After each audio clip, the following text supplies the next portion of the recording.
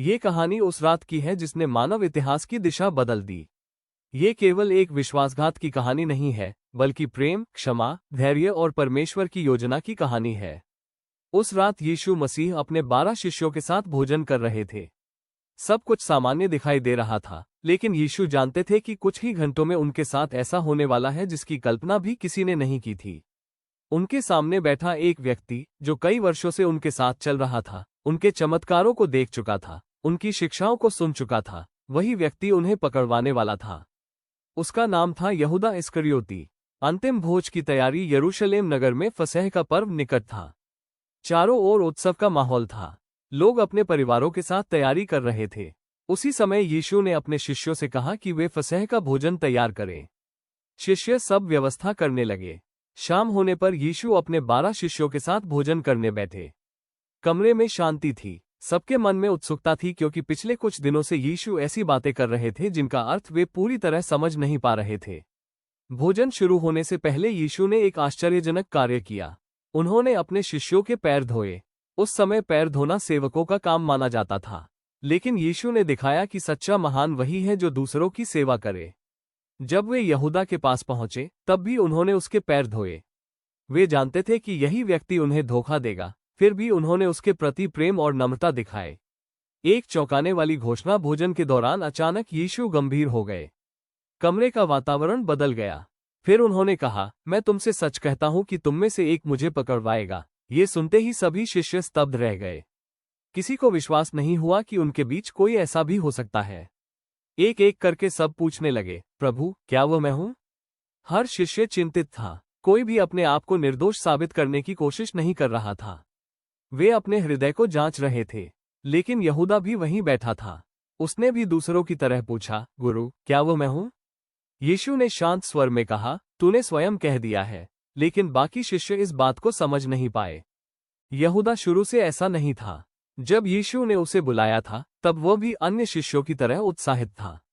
उसने यीशु के साथ यात्राएं की थी, चमत्कार देखे थे और लोगों को परमेश्वर का संदेश सुनाया था।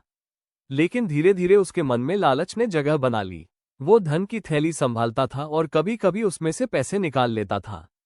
उसका हृदय परमेश्वर से दूर होने लगा। बाहर से वो शिष्य दिखाई देता था, लेकिन भीतर उसका मन बदल चुका था। इसी दौरान धार्मिक अगुवों ने यीशु को पकड़ने की योजना बनाई। वे किसी ऐसे व्यक्ति की तलाश में थे जो उन्हें यीशु तक पहुंचा सके। यहूदा उनके पास गया और बोला, यदि मैं उसे तुम्हारे हाथों पकड़वा दूं तो तुम मुझे क्या दोगे? उन्होंने उसे 30 चांदी के सिक्के देने का वादा किया। उस दिन से यहूदा अवसर खोजने लगा कि कब वो यीशु को उनके हाथों सौंप सके। प्रेम का अंतिम अवसर अंतिम भोज में भी यीशु ने यहूदा को पश्चाताप का अवसर दिया। उन्होंने रोटी का एक टुकड़ा लिया और उसे यहूदा को दिया। ये सम्मान और मित्रता का प्रतीक था। यह ऐसा था मानो यीशु कह रहे हो, यहूदा, अभी भी समय है। लौट आओ, मैं तुम्हें क्षमा करने के लिए तैयार हूं। लेकिन यहूदा का हृदय कठोर हो चुका था। उसने प्रेम को ठुकरा दिया और अपने निर्णय पर अडिग रहा। कुछ देर बाद वो कमरे से बाहर निकल गया। बाइबल कहती है, और तब रात हो गई। ये केवल बाहर की रात नहीं थी, यह उसके हृदय की भी रात थी। गत्समनी का बगीचा। भोजन के बाद यीशु अपने शिष्यों के साथ गत्समनी नामक बगीचे में गए। वहां उन्होंने प्रार्थना की। उनका मन बहुत व्याकुल था, क्योंकि वे जानते थे कि दुख और क्रूस उनके सामने है। उन्होंने परमेश्वर से प्रार्थना की, हे पिता, यदि संभव हो तो ये कटोरा मुझसे टल जाए, तो भी मेरी नहीं, परंतु तेरी इच्छा पूरी हो। दूसरी ओर यहूदा सैनिकों और धार्मिक नेताओं को लेकर बगीचे की ओर बढ़ रहा था। विश्वासघात का चुंबन। रात का अंधेरा था। सैनिक मशाले लेकर आ रहे थे। यहूदा ने पहले ही एक संकेत तय कर रखा था। उसने कहा था, जिसे मैं चूमूंगा वही यीशु है, उसी को पकड़ लेना। जब वो यीशु के पास पहुंचा तो बोला, गुरु, प्रणाम, और उसने यीशु को चूमा। यह मित्रता का चुंबन नहीं था, यह विश्वासघात का चुंबन था। तब यीशु ने उससे कहा, मित्र, जिस काम के लिए आए हो उसे कर। इन शब्दों में क्रोध नहीं था, वहां केवल प्रेम और दुख था। गिरफ्तारी। सैनिकों ने यीशु को पकड़ लिया।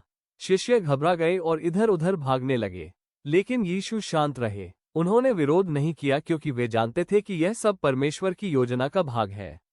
उन्हें बांधकर ले जाया गया और आगे चलकर उन्हें क्रूस पर चढ़ाया गया। यहूदा का पछतावा। जब यहूदा ने देखा कि यीशु को मृत्यु की सजा सुनाई जा रही है, तब उसे अपने पाप का एहसास हुआ। वो उन 30 चांदी के सिक्कों को वापस लेकर गया और बोला, मैंने निर्दोष के लहू से विश्वासघात करके पाप किया है। लेकिन धार्मिक अगुवों ने उसकी बात नहीं सुनी। यहूदा बहुत दुखी हुआ, परंतु उसने परमेश्वर से क्षमा नहीं मांगी। पछतावा तो हुआ, लेकिन सच्चा पश्चाताप नहीं हुआ।